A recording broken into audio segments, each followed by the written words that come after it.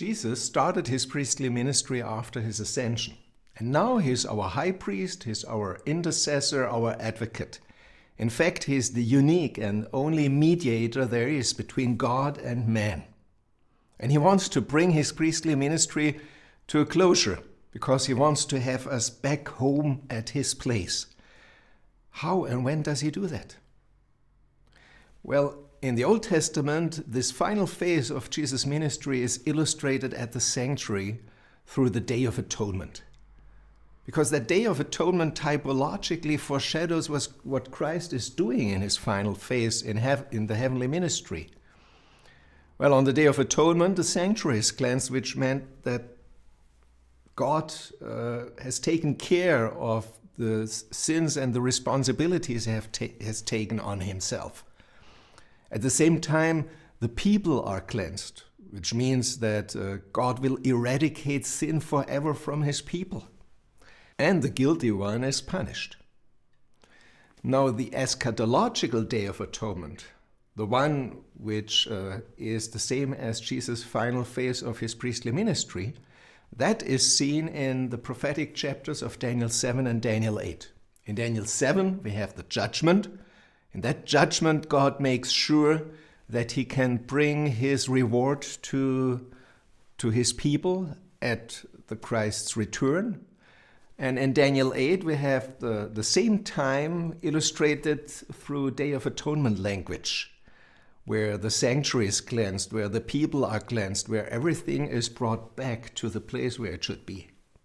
Let me quickly remind ourselves what Daniel 7 is all about. We have there several world kingdoms, Babylon, Medo-Persia, Greece and Rome, and then there comes this little horn power, is it called, from the Roman soil, and besides its political interest, it has definitely a religious interest.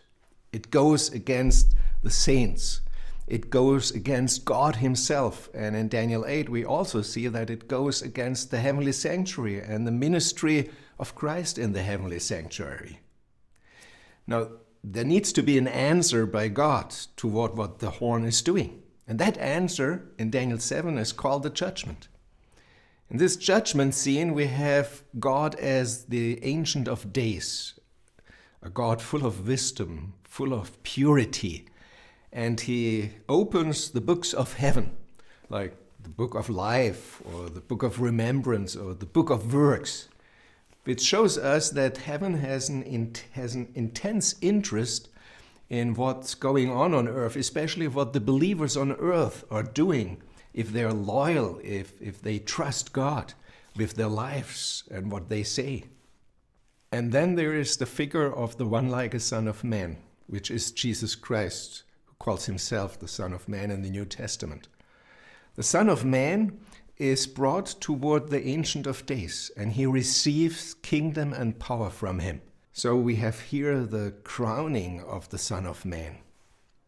So, in fact, the judgment of Daniel 7 gives us several effects. One is that the Son of Man is crowned.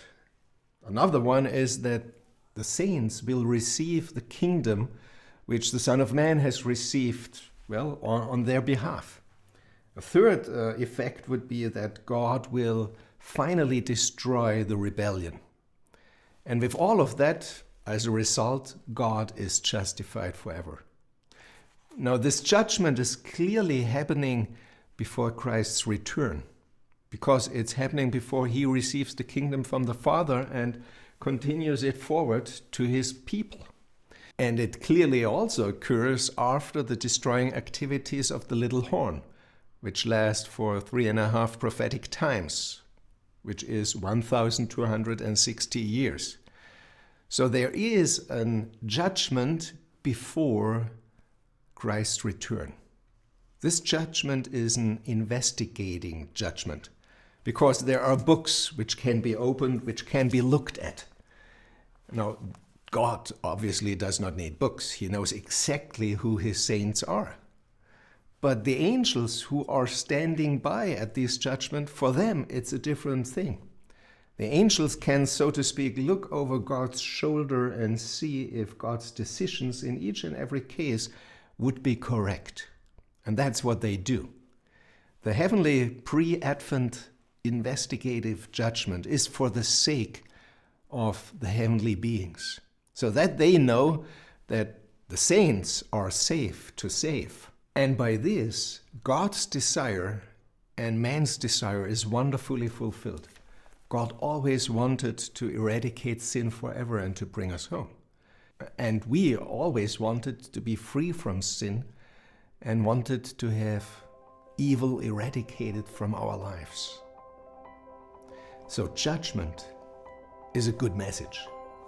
In fact, Daniel 7:22 summarizes it quite well.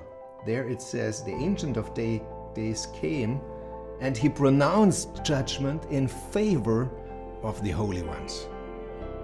Because of this good news, we have assurance. In fact, judgment provides us with responsible assurance. We can know that God is doing everything perfectly. Even in judgment, He is perfect. He makes sure that our fate, our good fate, will be sealed forever. And that fate is to live with Jesus Christ. What better can there be?